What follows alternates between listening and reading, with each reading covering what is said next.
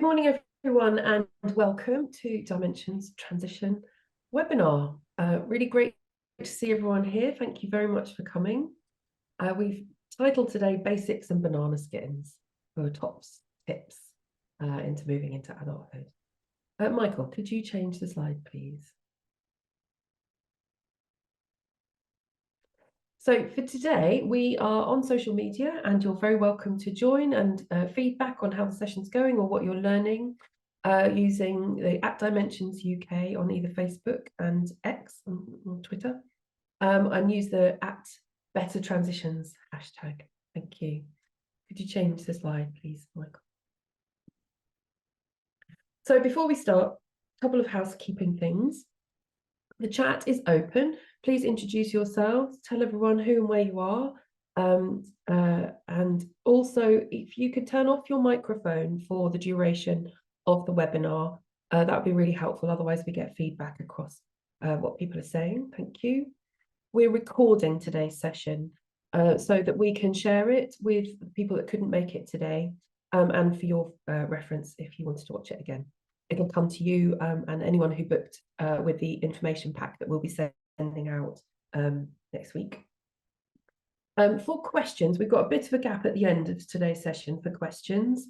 We're going to be using the Slido tool. Michael, could you change the slide, please? So Slido is a kind of website that allows you to put questions in, and we can move them around and sort them into categories. So it's slido.com. You can get straight there if you use the QR code using the camera on your phone. And you'll need, when you get there, the code, which is hash 5615862. Could somebody put that in the chat, please, so that people can find it again when this slide has disappeared? Thank you very much. Next slide, please, Michael. So why are we here? So we're here today because as a families team here at Dimensions, we know how difficult it is to find all the information you need to get a really good bird's eye view of what you need to know and how to negotiate the journey for people from childhood into adulthood if you have learning disabilities and or autistic. We wanted to help fill some of those gaps in information.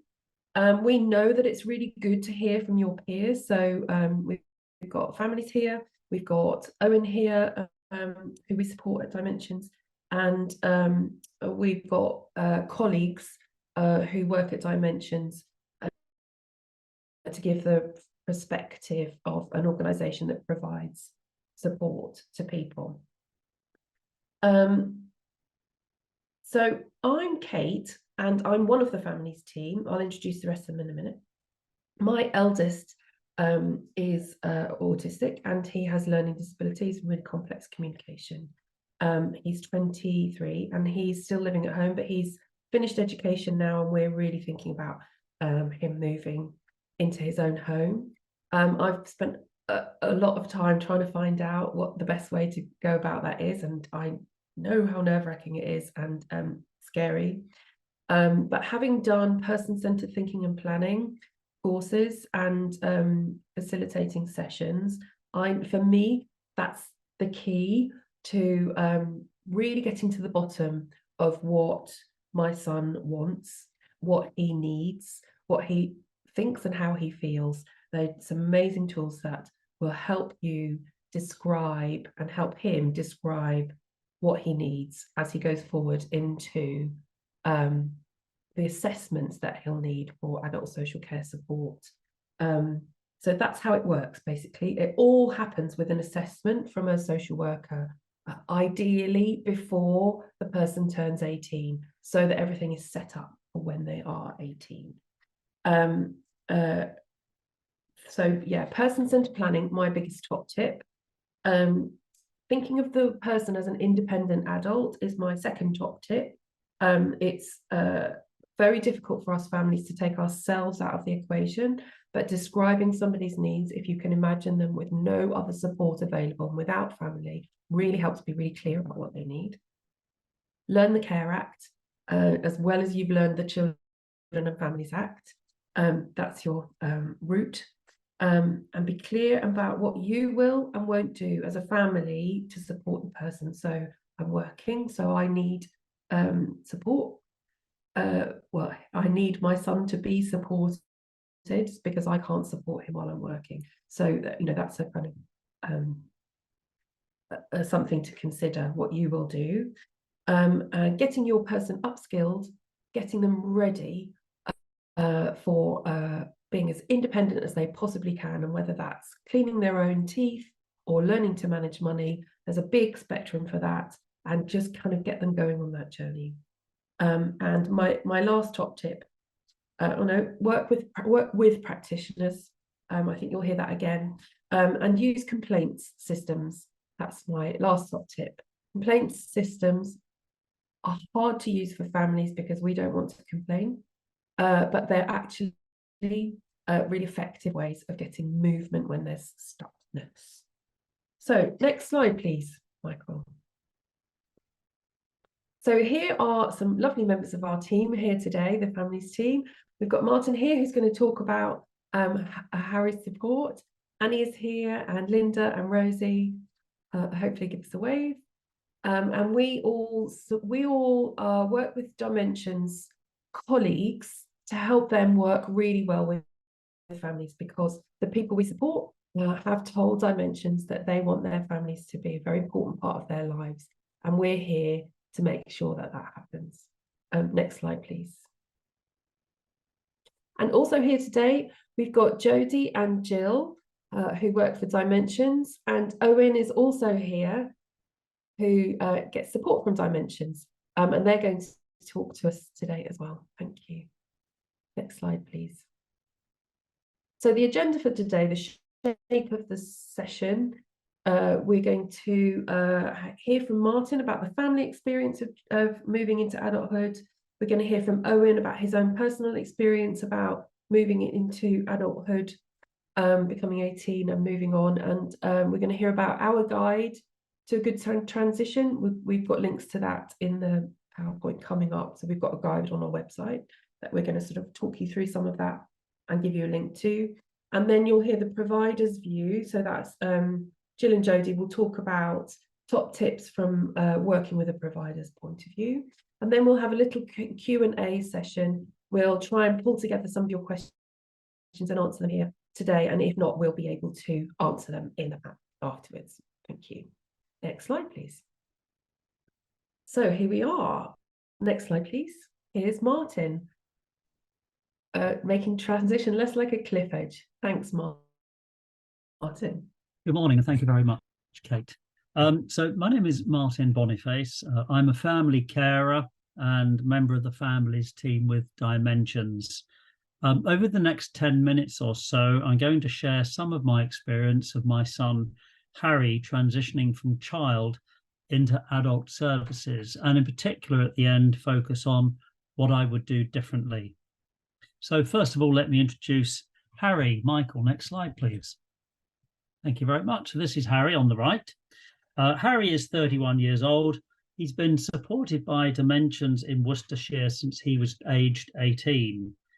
Harry has severe intractable epilepsy, severe learning disabilities, can exhibit behaviours of distress, and doesn't communicate with speech.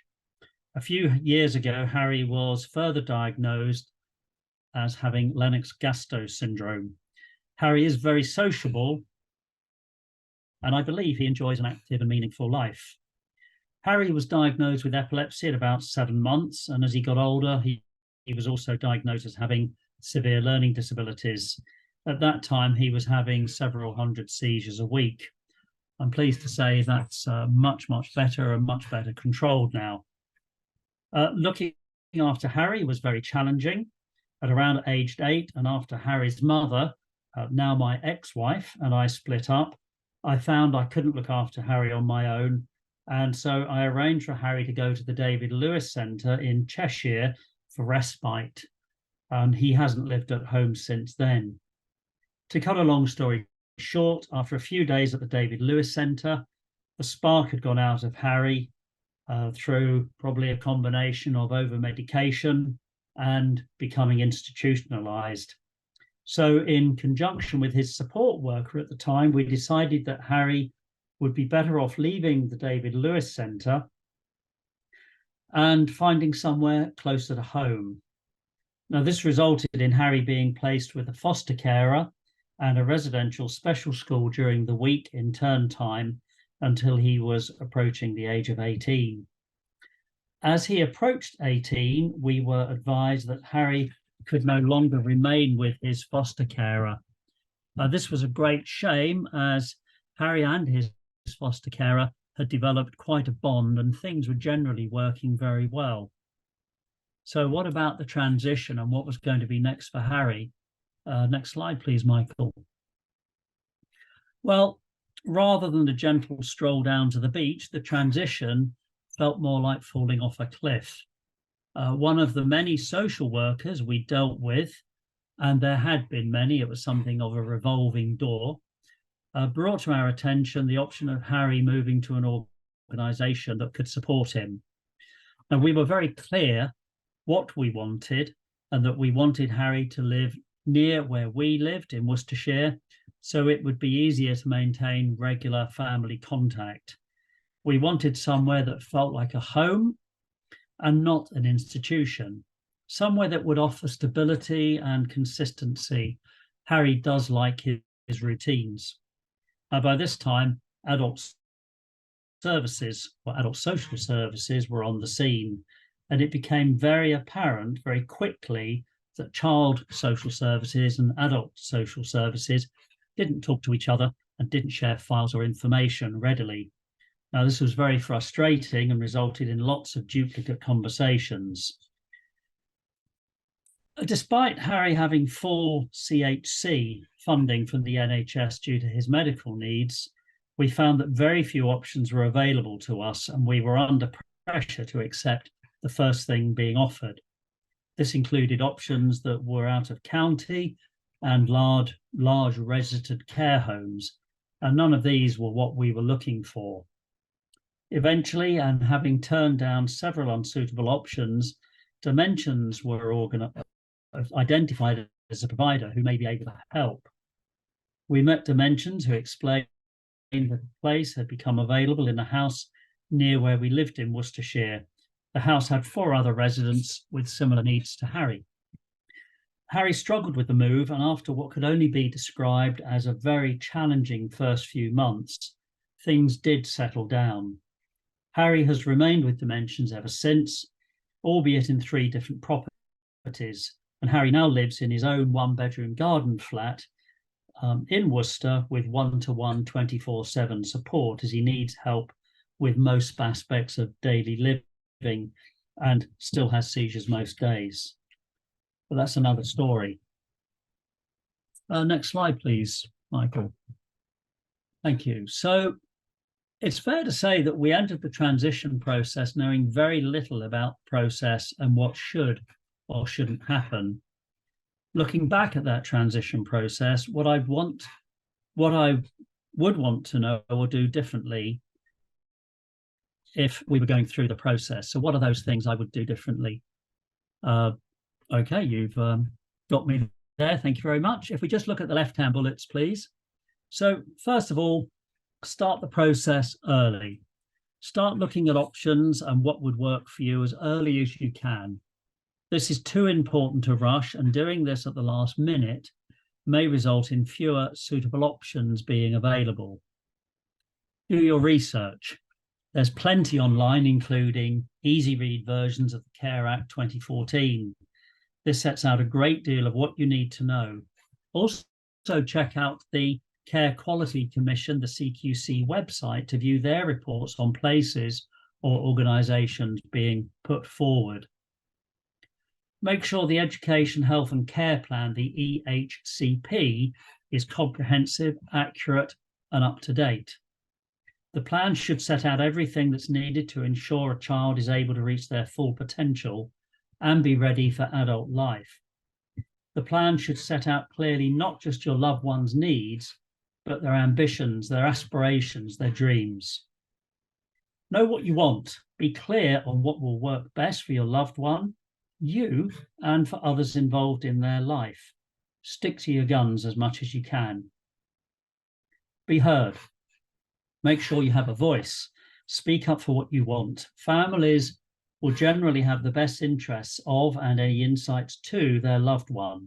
Your views, your experience, and the history that you bring are invaluable and should be listened to. Be ambitious, but be prepared to compromise. You want the best you can for your loved one. You may not get all that you want, but it's far harder to add things in once the process has started. Know those aspects of the support you would move on if needed, and those that you would not. Don't be bullied. We know things are tough in social care, but you have rights. Know your rights as a parent or carer and those of your loved one. You're far better placed to get the best for your loved one if you're clear on what you're entitled to and what must happen. Push for funding to support the needs. The starting place for any transition should be around addressing and supporting the needs of your loved one. Funding should then be found to support those needs. All too often, commissioners will start with what they're prepared to fund and then see how much of what is needed can be funded. This can often result in poor outcomes. Work together. Make sure that all the people and agencies work together. Don't let them work in silos, and ensure that all the relevant information is shared. It's especially important that child and adult services, social services, work together for the best outcomes. It should be that transition, that stroll down to the beach and not falling off a cliff. Get to know the social worker. Insist on a named social worker, and ideally, somebody who has experience of working on transition plans. Get to know them and get them to know your loved one, so they see your loved one as a person and not just another case. People will often behave differently when relationships are established. And finally, be prepared to fight. You get one chance at transitioning from childhood into adult life. Be prepared and ready to fight for the best outcomes for your loved one and for you. Thanks very much. Over to you, Kate. Brilliant. Thank you so much, Martin. Fantastic. Brilliant top tips there. Completely agree. Thank you. Now over to Owen. Thank you, Owen. Got it. Sweet, thanks for that. First bullet point, please. No, picture. Oh yeah, first picture, actually, sorry. So, press it again, please. Oh my God, right. So, this picture was my first picture when I moved in 3 years ago. This was the first picture on the day that I actually moved in that Charlotte took. Next slide, please.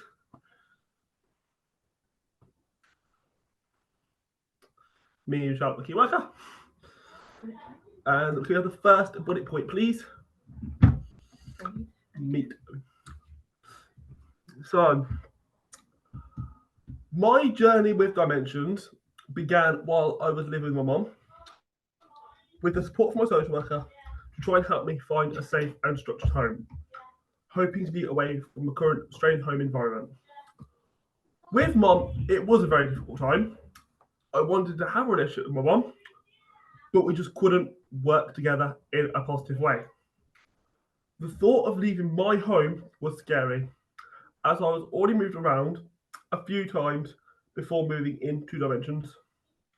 I did not know what to expect, being told that Dimensions would be my home, my safe place. After my past, I was unsure I could really believe this. At 18, I was in a situation where I lacked knowledge of my own health and hygiene and daily tasks. I look back and now know I was very unskilled for my age. Second bullet point, please. The big move. So, I moved in during the pandemic. After a couple of months, what felt like forever, waiting to hear back from the social care team, I eventually got the news that I'll be moving into Samuel Place Dimensions. This was just a name and just a place. This was not my home. I was leaving my home and felt nervous about a big move.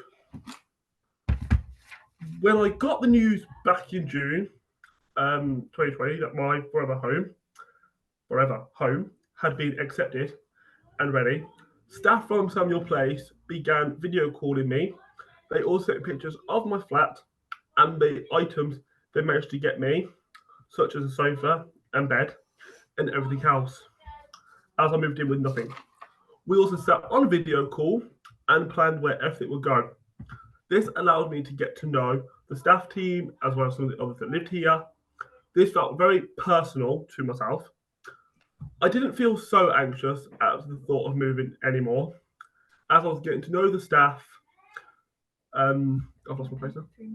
Through my phone, as it was during COVID, I received a call asking me to complete a COVID test. Once I confirmed I was negative, Samuel Place worked out to have one staff member, Charlotte, support me to move from my mum's home to what was going to be my new home. The whole moving in process was amazing. I had Charlotte, my key worker, support me with moving into my own home and has mentored me to get to where I am.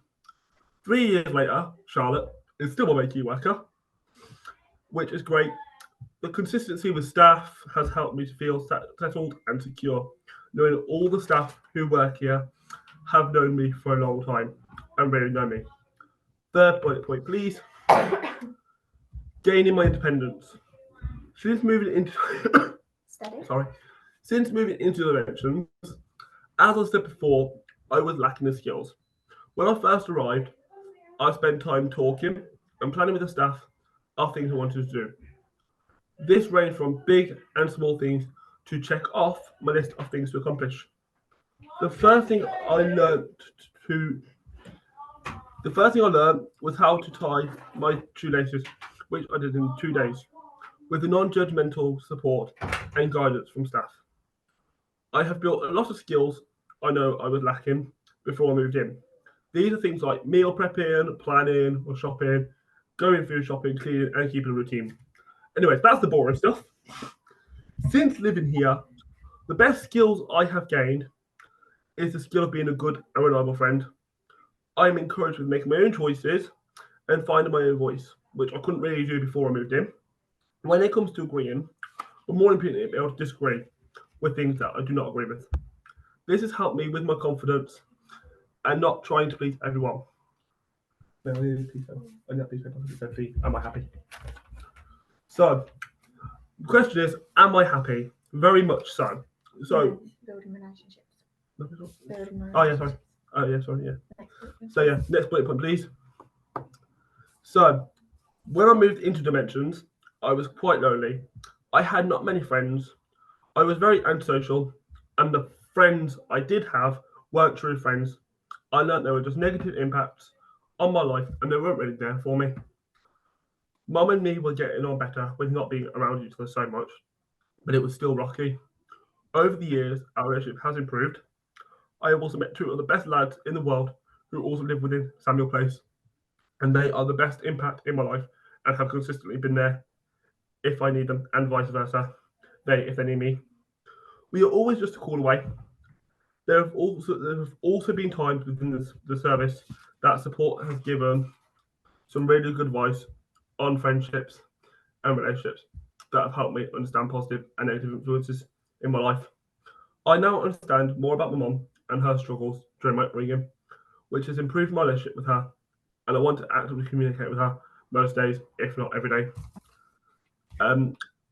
We didn't do the next bullet point, please. Am I happy? It's been very much ups and downs with me living here, from improving friendships and working on a relationship with my mum. I think you'll find that with most places and people, no one's life is perfect, but here we are. At Samuel Place, you actually get support with working through and dealing with the ups and downs. If I'm feeling low, the staff are approachable to support me, and likewise if I'm happy, excited, or celebrating. The staff are here to mirror my joy and happiness. This really helps me feel seen and important to my staff team. Fifth bullet point, please.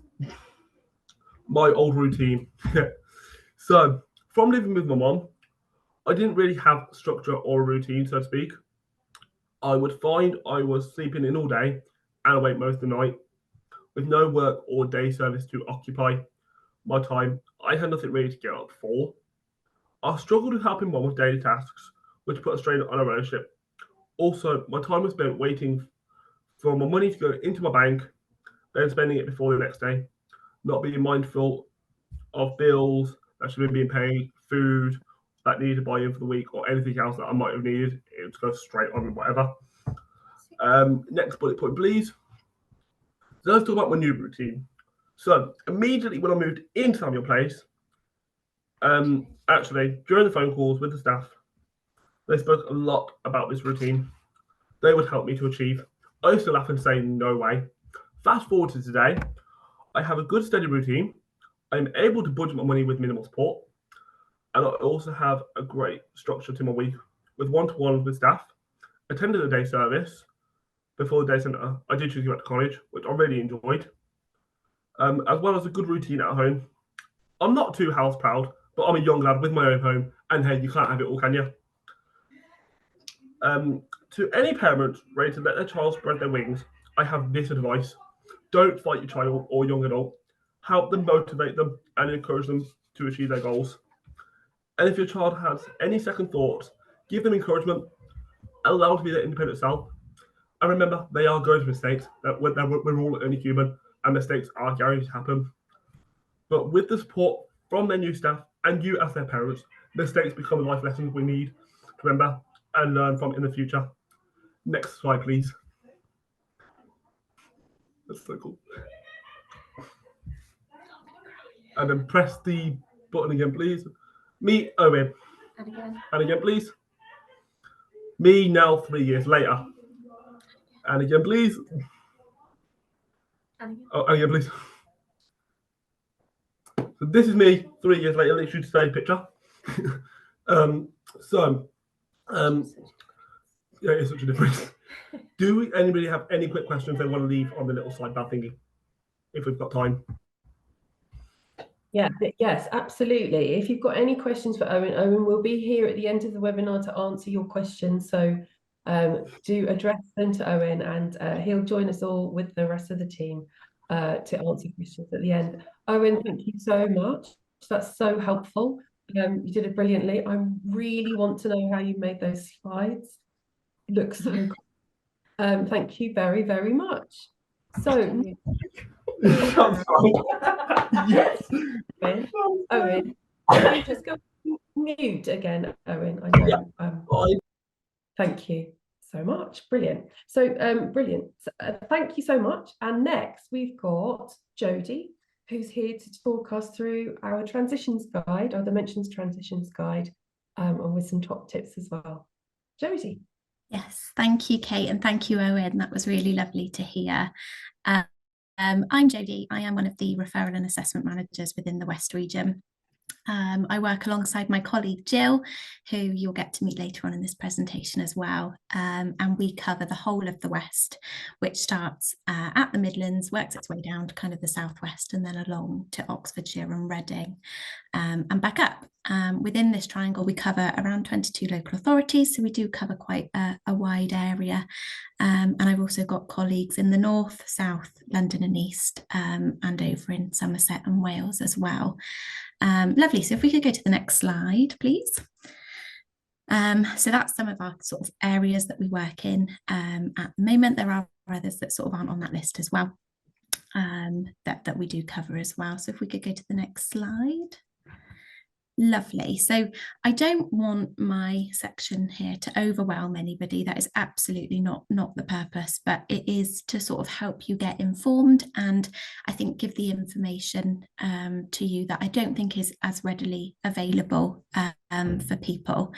So if we start, so if we go first onto your rights and council responsibility. So I am going to speak about this a little bit in more detail over these next few points.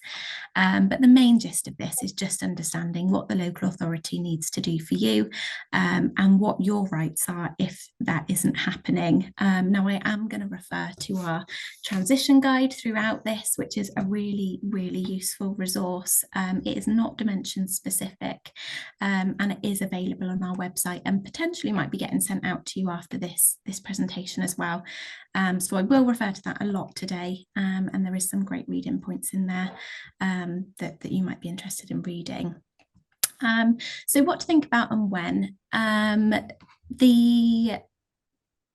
So I will go into this in a little bit more detail. I've got a timeline in a second that I'll run through with you. The next thing is to talk about is understanding adult support. So this is quite important, as there are lots of options available to you and your loved ones. Not all will be suitable and will apply. So it's about understanding the options you have, so that you can find the right support for them. So a couple of those options. So I'm going to run through some of the options that are available. So we've got outreach support, which is also known as domiciliary care. So this type of support is typically for people that live on their own, or they may live with family. A support worker might pop in for a few hours a week to help support the person with tasks such as managing their budget, going food shopping, potentially looking for voluntary or paid employment, that kind of thing. It's typically sort of lower levels of support for people that are a little bit more independent, but just need that little bit of support with those sort of daily life tasks. You also have supported living. This can be group or independent, and this option can really vary. So, for example, you may have a group of 4 people living together in a home. They'll have a tenancy agreement. Everyone will sign the tenancy agreement and will rent. There'll be 24/7 support available, including overnight. So that can either be a staff member sleeping in with them, or also a waking night. And there's also direct one-to-one support available. Now, how many one-to-one hours the person being supported will need will typically depend on the outcome of the social care assessment and also the provider assessment, which would be done at the start of the process. And then sort of on the other hand of that, a person may live in a building that is made up of a few independent flats. They may live on their own, but there might be a support worker sort of floating around the building if needed during the day or overnight, and typically one-to-one support would be available. So supported living can be available to all adults. Within Dimensions, we have some supported living places where we support people with really complex health needs or people that present with behaviours. And we also have places where we help people sort of be more independent and support people who are more independent but might just need a little bit of support, as I said, developing those independent living skills. Another type of provision is short breaks and respite. This is designed to give the person being supported and their loved ones a bit of a rest, a bit of respite. People might attend for maybe 1 or 2 weeks per year, or they may decide to go for a couple of days within the week. Typically, it's sort of given by the local authority in sort of a day format. How you use those days is down to you. It's a really great way to introduce the idea of staying away from the family home and perhaps prepare your loved one for living independently. It can also be a great opportunity to make some new friends and just try something a little bit different. I will just say it is typically quite costly for the local authorities to fund this type of support, so it might not be offered as a long-term solution, but definitely, you know, thinking about sort of transition and that transition period, it could be a great option. So residential care is another option. So whilst supported living is generally the option that helps sort of people to gain the greatest independence, residential care in a small permanently staffed home of about 2 to 6 people may be a preferred alternative based on your loved one's needs. There is a few key differences between residential care and supported living. For example, in residential care, meals and food is typically provided for. And there is also a difference in the way bills are paid. There are some other differences and some other options available, such as long stay hospitals and assessment treatment units and supported employment. But I'm not going to cover those today because we could be here forever.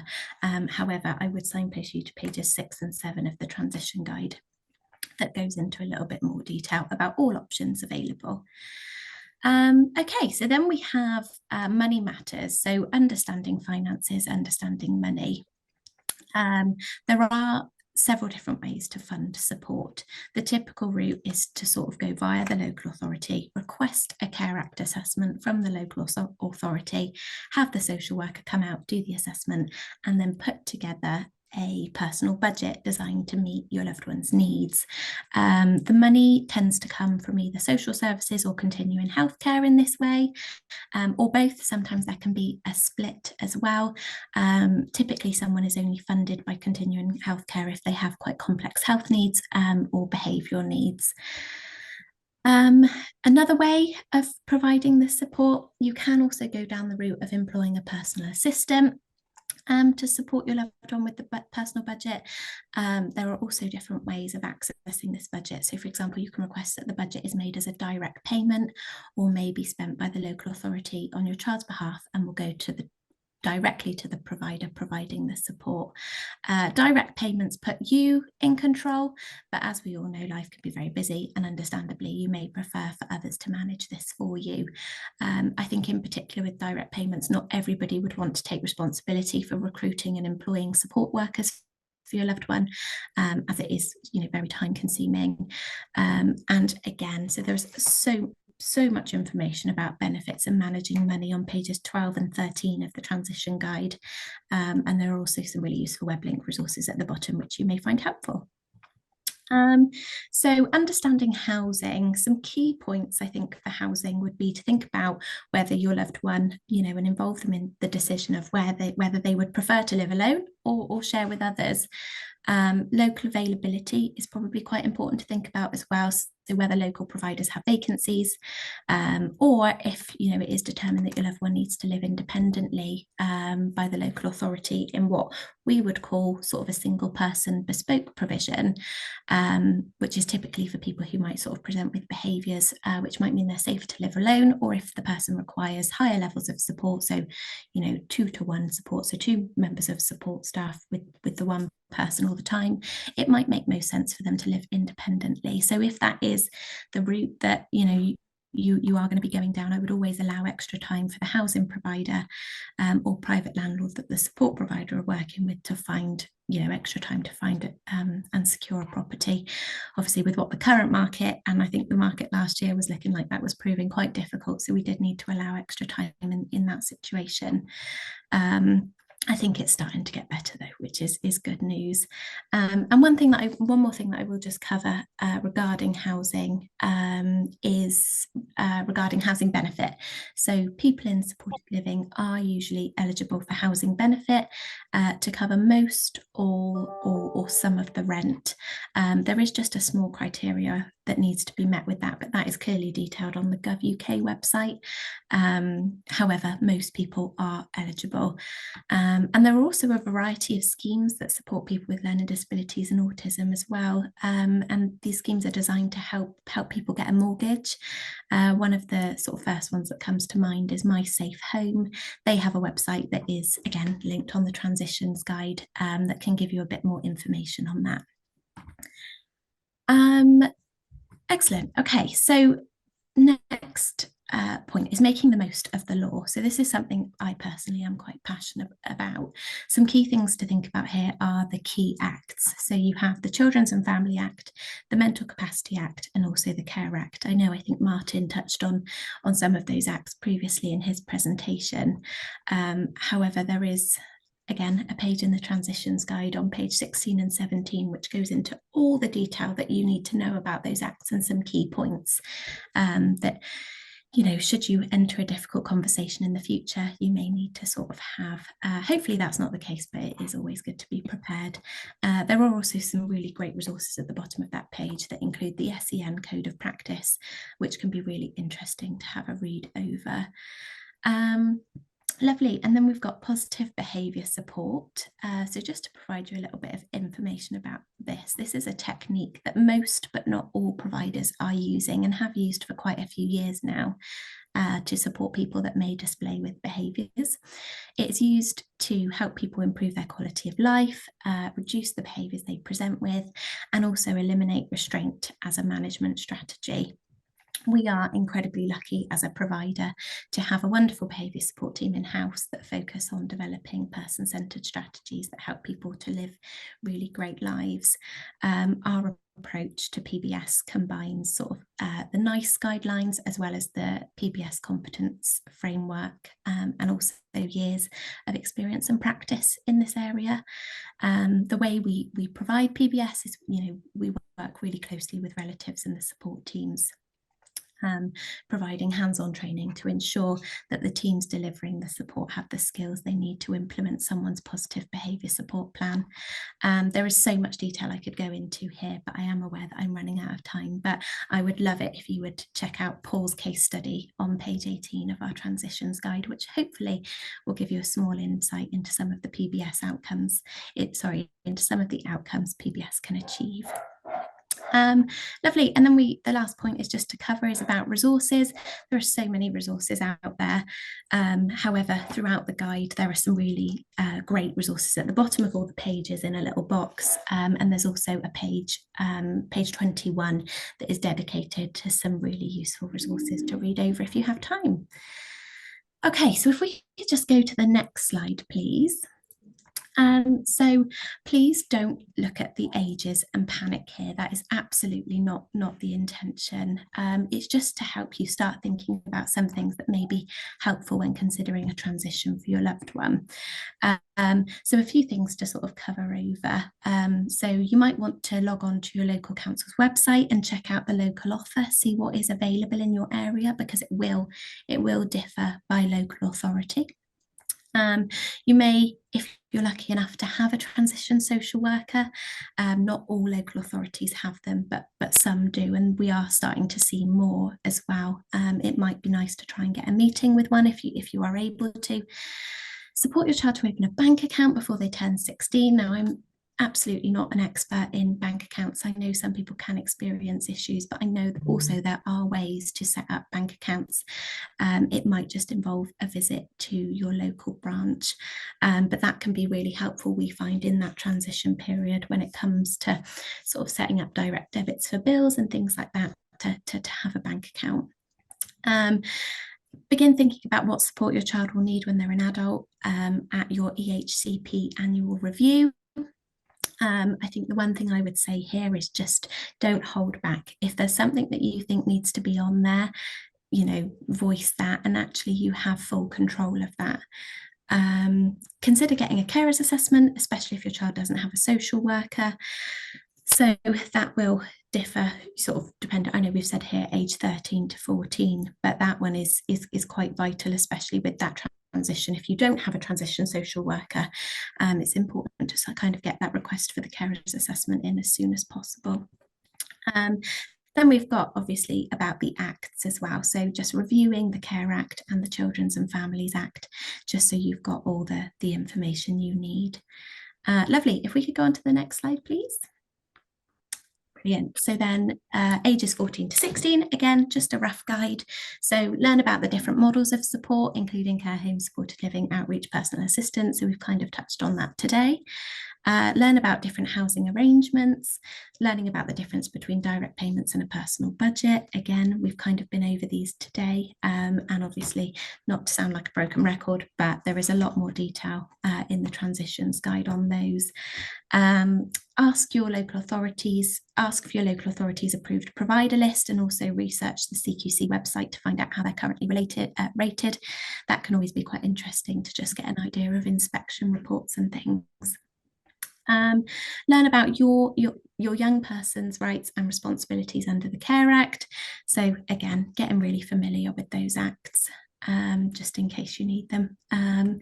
And then knowing the difference between being a court-appointed deputy, power of attorney for health and or finance, and an appointee.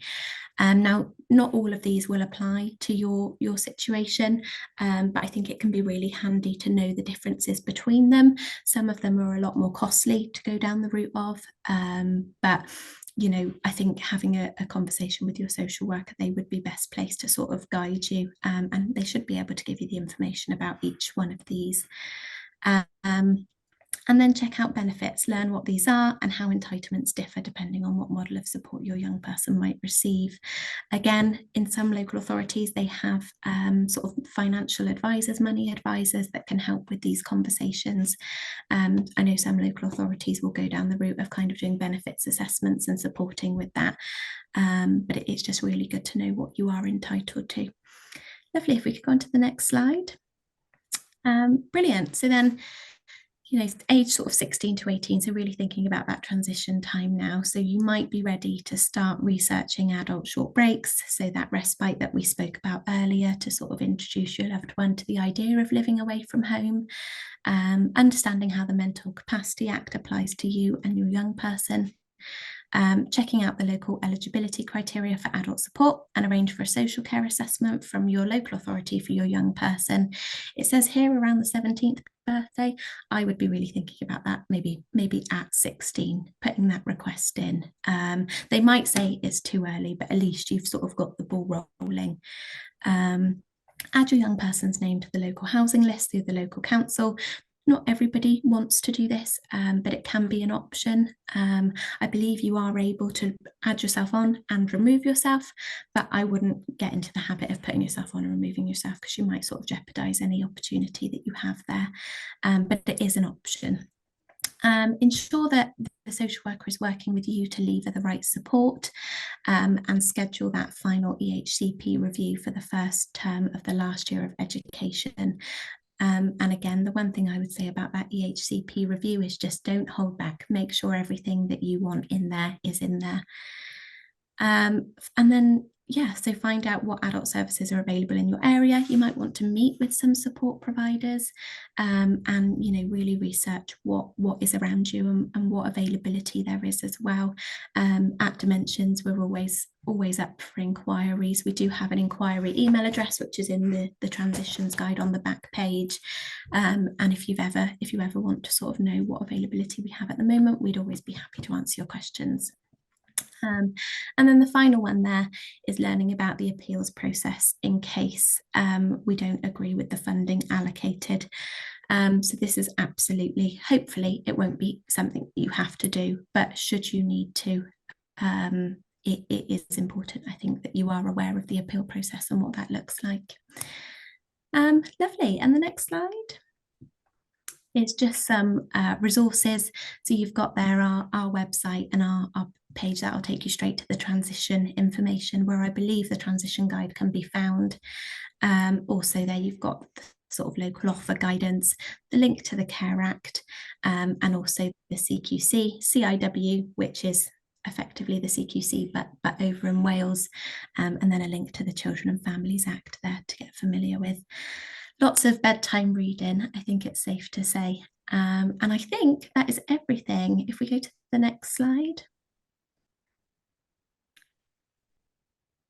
Lovely. So I will hand over to my colleague, Jill Mitchell now, who is going to speak to you a little bit more about the provider's view. Thank you. Thank you, Jodie. Can I just check that you can hear me? Lovely. Thanks, Kate. Hello. Next slide, please, Michael.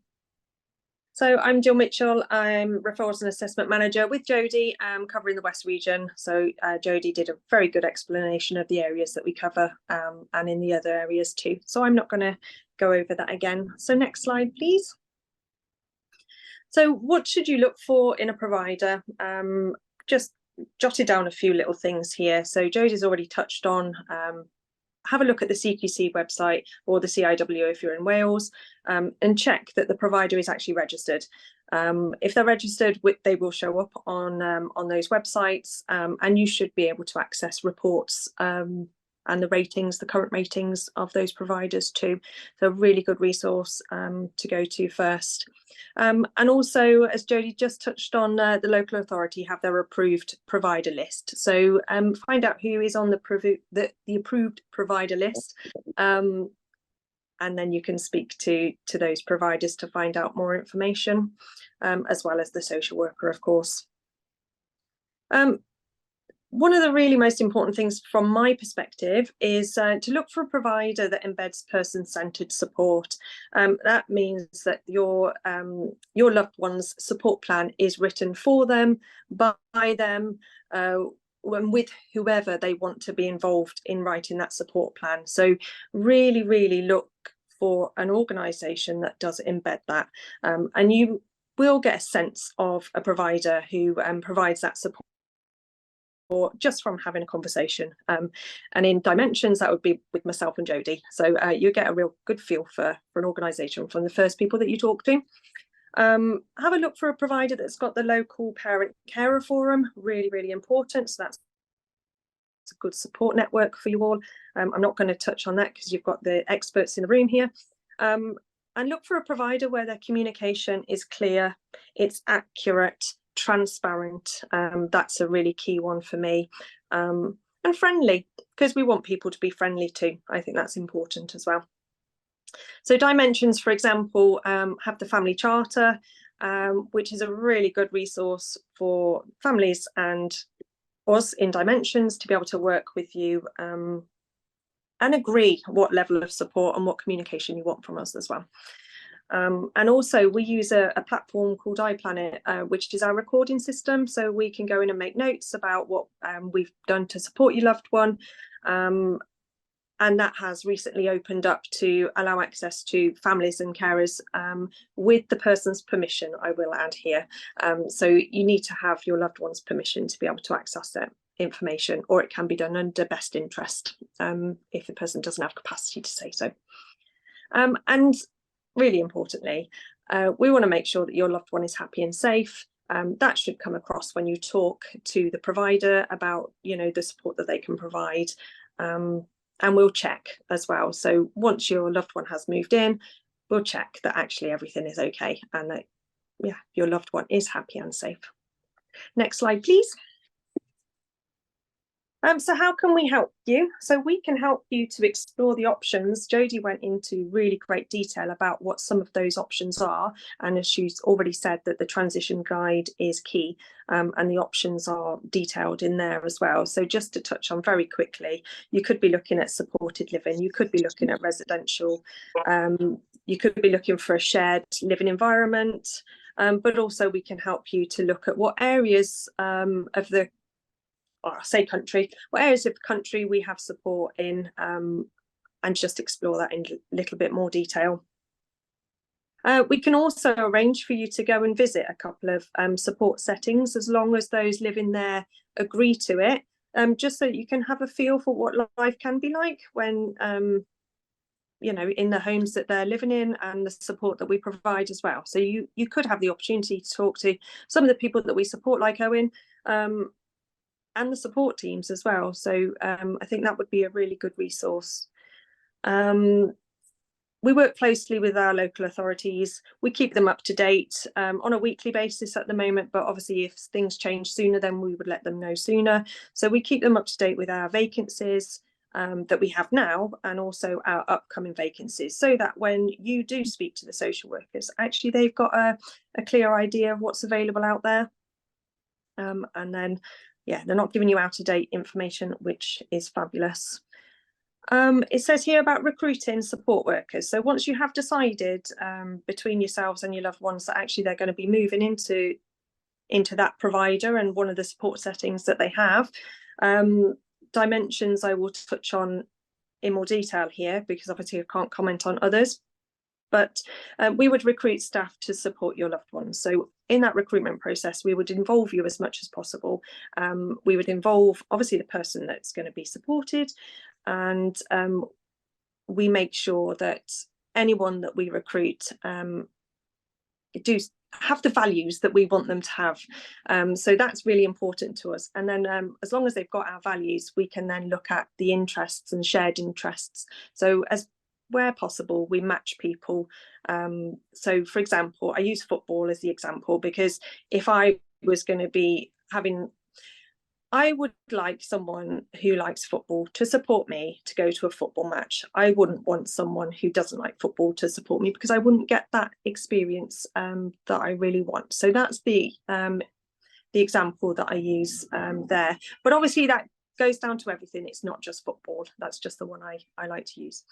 And we also work closely with our housing providers in the local areas and to source and secure housing if that's what's needed. So at this stage, can I just signpost you to the transitions guide on page 9? Some really, really useful resources available to you there. Next slide, please. This slide, when I first looked at it, I thought, gosh, wow, what a lot of information. And it is a lot of information, very detailed. But what I want to say is that actually everyone's timeline is different. Now, this timeline on the screen here is for somebody who's looking for a bespoke home. So that would be for us setting up a brand new service for somebody. So we would go out, we would find the house, we would recruit the team, we would, do everything there is. So that's why it says there at the top 9 to 18 months, because that is the timescale it can take to set up a brand new one. Now, the timescale for someone moving into one of our vacancies that we've already got, then that timescale is reduced dramatically. Obviously, it depends on the area that you're living in, but on average, it can take anywhere between 4 weeks to 12 weeks, as I said, on average.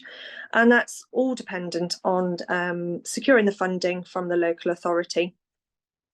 So just as I said, don't be scared by that 9 to 18 months slide there. Next slide, please. Oh, lovely. So just some helpful hints for you then. So I'm just going to read off the slide here. So the do's: do explore all the options, make sure that you have all the information that you can possibly have. Start speaking to providers early. Jodie and I are happy to have conversations with anybody, just to put people's minds at rest and give any information that people may want. Register yourself and your relative on your local housing register, which I know Jodie already touched on. It's in that checklist, which is brilliant. Be prepared to undergo a challenging process from children to adult services. And if you're prepared to undergo a challenging process, hopefully it's not as challenging as you would expect. And again, unfortunately, it does differ from area to area as well. So be clear. I've got something over my screen there, sorry. Be clear on your own and your relatives' needs. They may be the same needs, wants and wishes, or they may be very different, but be clear on what it is that you're looking for. Connect with potential housemates. So if you are looking at a vacancy that we already have, then obviously before you move in, meet those that you're going to be living with. Arrange to meet up with them 2 or 3 times. Just go to the house, join them for dinner, things like that, just so that you can get a really good feel for those that you're going to be living with. Visit different places to get a feel for the organisational culture. As I did say before, I think you get a really good feel for an organisation right from very early on in the process. And some of the don'ts then. So don't leave the exploring future until it's too late. It does take time. You need to make sure you take the time to ensure it's the right thing that you want to be doing. So yeah, don't leave it to the last minute. Don't compromise too much. I know Martin said we do need to be ready to compromise a little bit, but actually just don't compromise too much. Don't give up. That's important. I don't know what else to say about that. Sorry, just don't give up.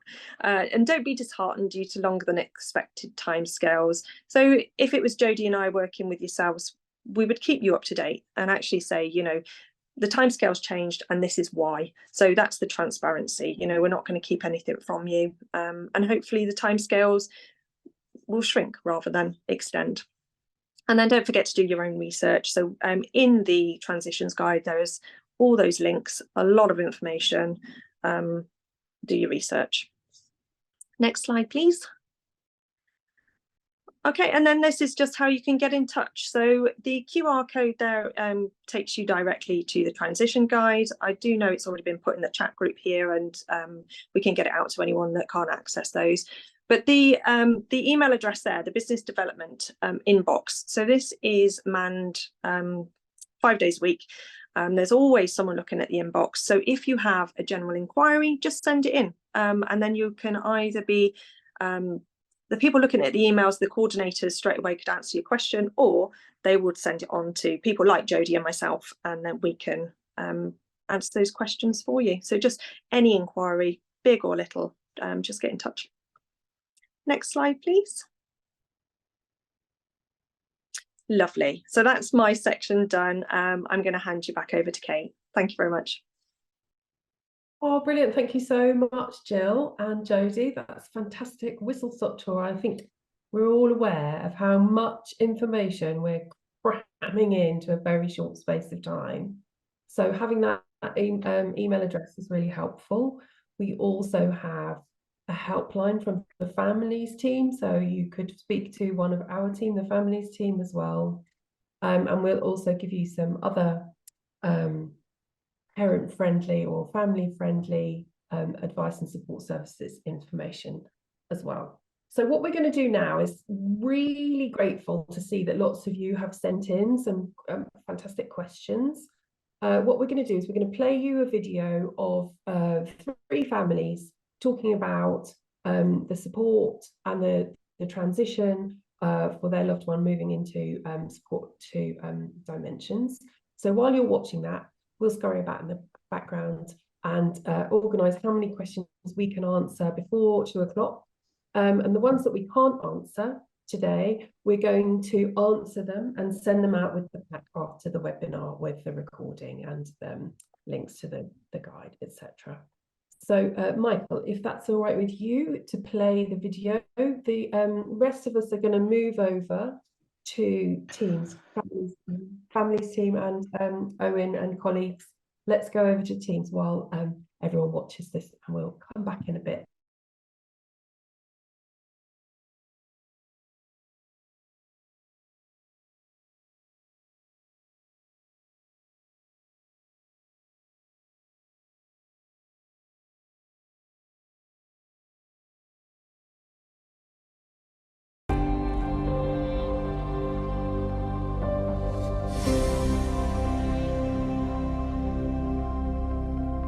The people in this video are supported by Dimensions in supported living.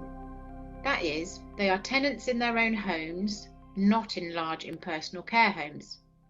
Whatever their individual abilities and needs, the people in this video live ordinary lives in normal, messy, busy homes in a community that suits them, and they're close to family and friends.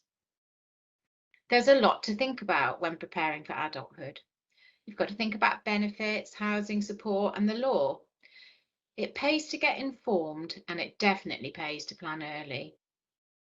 We hear far too many stories of families just waiting for the authorities to act. If you let transition just happen to your loved one, it's far less likely to have the outcome you or your child need.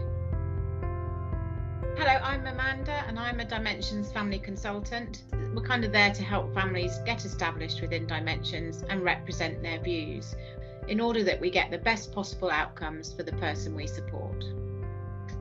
Since Simon's transitioned to adulthood, he's also done one transition from residential care status to supported living. He's transitioned to a new care provider 4 times, and he's transitioned to 6 different homes. Most of them he shared, but latterly he very happily lives on his own in a home that he part owns and part rents, and he's living a pretty good life, but it took 20 years to get him there. But I wouldn't want anyone to despair. There are lots of lessons to take from this, and it's great to be able to pass it on to other families.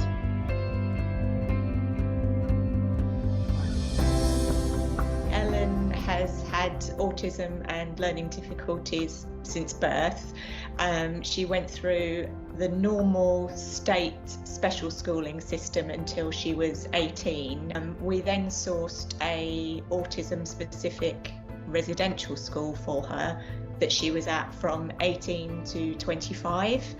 It was probably about 18 months before she was due to leave that we started looking into the next option. So be prepared for it to not be something that's going to happen quickly, and start early, and also just do your own research as much as you can.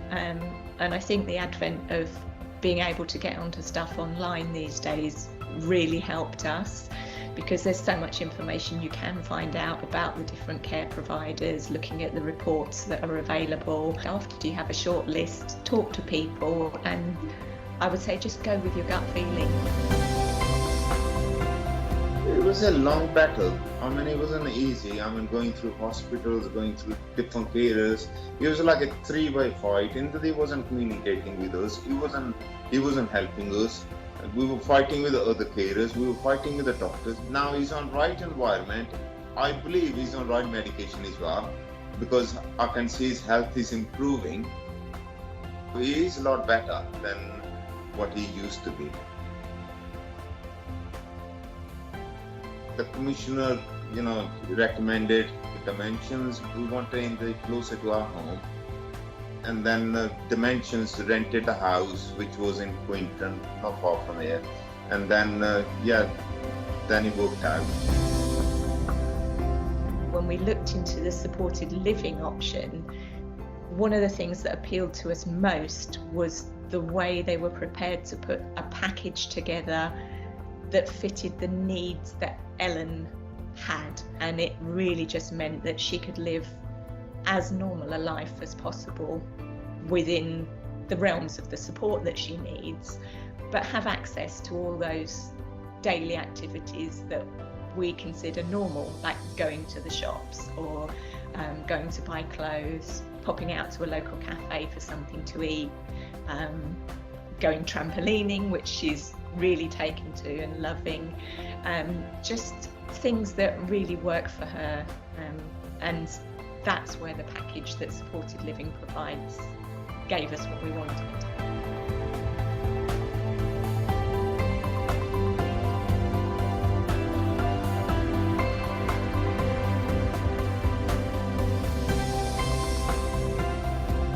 We had 3 options. The way we felt that Dimensions were kind of in control of what they were doing, the experience they had, it just gave you that feeling that these people are experienced, they know what they're doing, and they are willing to tailor to what we needed, and that was the important thing for us. Instantly with Dimensions, we had an idea that we could work together. It felt right. They helped us actually find accommodation that was suitable for her and worked for the carers as well. It's just proved to be the perfect choice, really. It's a really nice sort of fit for what she needs. Inter is always supported 2 to 1, 24 hours. He's never left on his own. He's got a package, his own package, 24 hours, 365 days a year. He's got the same carers like 7 days a week. So there's no changes, there's no agency staff involved. Indri knows what's going to happen from the morning till the evening. They put like pictures on the fridge, like when the shift's gonna change. So Indri is very much more independence for Indri. I see Indri more or less every day. Both of us speak to him on the phone as well. Now staff encourage him to use the phone to call us, because he's not living far from our home. So, the traveling is not a problem for us. The start of the days, Indri, will get up and staff will greet him, and he have a bath, takes medication. Now he's got routine now where he will go out for a long walk after his breakfast, then come home, then relax. And staff encourage him to join him with cooking a meal, because it's like working a goal towards his independence. His epilepsy seizures are 90% better. His epilepsy is controlled. and his behaviour is a lot better. We definitely feel really involved at sort of every stage of the process. What we wanted was what we knew worked for Ellen, and Dimensions were willing to take that on and to get involved and to sort of say, you know, how would you deal with this situation when this happens? What do you want us to do? The transition actually went really well. She settled really nicely into the accommodation. The team that's been put together have really worked to get to know her. Absolutely no regrets. I mean, Ellen's been in her position now for just over a year. She's really well settled. She gets on with the team, and she's now just being able to start accessing more of the sort of activities that we wanted her to have access to, sort of in the community and that kind of thing. So yeah, it really works. It's nice, excellent. Yeah, we did have a few problems, yeah, now and then, but we come across it, like, you know, it's not major problems. The supported living is very good. I mean, Dimensions they are good. I can see they do care. And they do listen to parents as well. We used to be worried, like, you know, whether they eaten well, whether his health is okay or not. It was a bit far as well, but it was like, but now it's less worry. It's a lot of relief for us.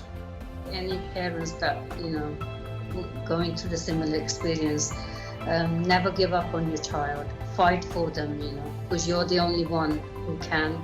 Nobody else will. She's doing a lot more for herself than we ever thought she would. She's sort of making her own lunches. She's making choices around things that go into her cupboards and for her shopping.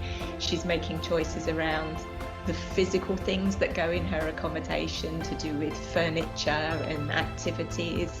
And choices are hard for her. So to have the support of the team behind her to help her make those choices is great. We couldn't be happier. In fact, 4 in every 5 people that Dimensions support live in supported living as a tenant in their own home. They'll have their own tenancy agreements, they'll draw benefits or work to pay the bills. And make no mistake, anyone, whatever their level of disability, can thrive in a supported living environment. It's not just for more able people. Our housing brokers will find the property that is right for your loved one. To do that, they'll scour properties available through social and private landlords based on an agreed brief. And we'll carry out the works to adapt the property to your loved one's needs. Dimensions Free Guide to a Good Transition can help you take control of your loved one's transition to adult support. It covers all the main issues like benefits, money management, the law, and of course housing and support options. Download it from the Families section of the Dimensions website.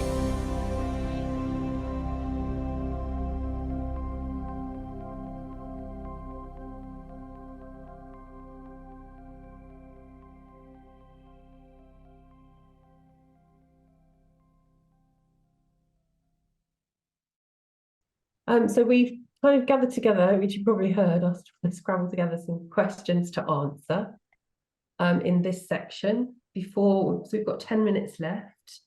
A question has come in for Owen around what do you do with your days, Owen? If you could answer that. Are you there, Owen? Sorry, yes.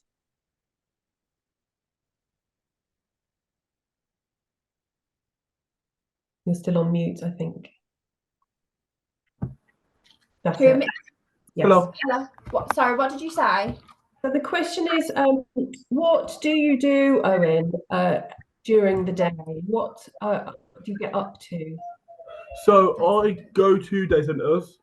I go to one called Ready Support, and it's more They're more about skill building. So they do cooking, they do domestic skills such as cleaning. We play games, socialise. We go for day trips. Like a couple of weeks ago, we went to play bowling. We also run a cafe and charity shop. So anybody who wants to sort of do like a work environment, they can go there, and it's really nice. I'm going to visit there tomorrow with my sister. But yeah, it's very much sort of trying to next step from sort of coming from college to going into an adult environment, but with a lot of support. Brilliant. So you're kind of building up skills and Yeah. and having the opportunity to meet with other people similar age.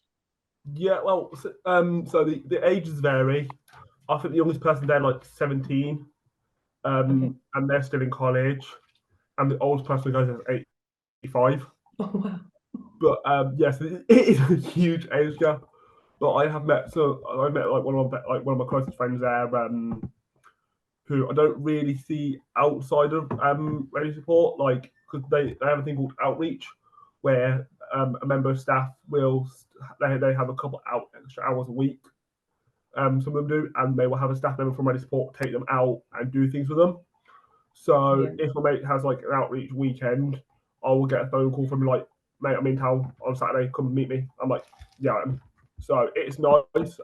You do get to sort of build social skills as well as